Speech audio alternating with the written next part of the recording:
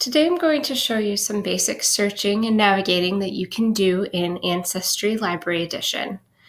From this screen, which you'll see when you log into when you're in our library, what you want to do is go up to the top search bar and click on Search and click on All Categories. Fill out the information about the person you want to research. I would suggest starting with some of the most basic information you have about where they live and maybe their year of birth if you know it or have an estimate. You don't want to put too much information in here when you start searching because we want to cast a wide net of a lot of results. You can see here in looking at all categories that I've got anything from draft registration cards to US federal censuses, and down here I think there's also Find a Grave and some directories as well. To see more about a record, I can click on the title, which brings me to a transcription of the original. You can see it has this person's name, his race, his birth date, street address, and more. Under here on the right, you've also got some suggested records.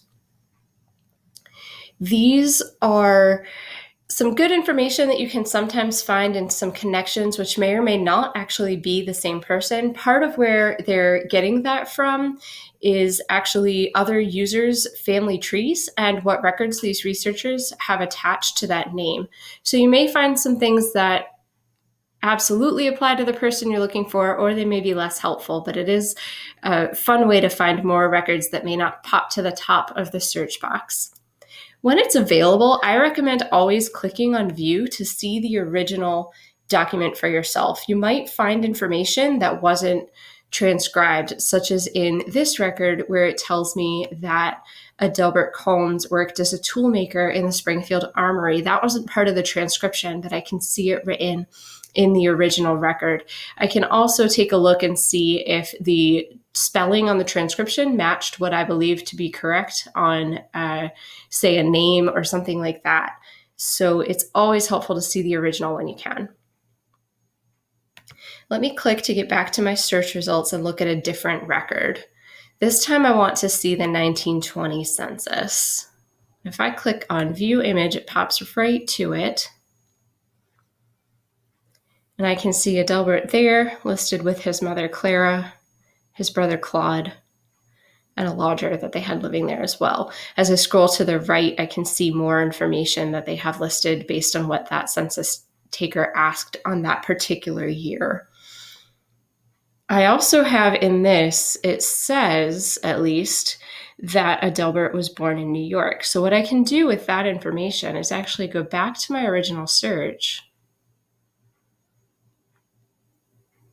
And right up here, I can click on Edit, and instead of putting in Springfield, I'm just going to see what I get if I put in New York.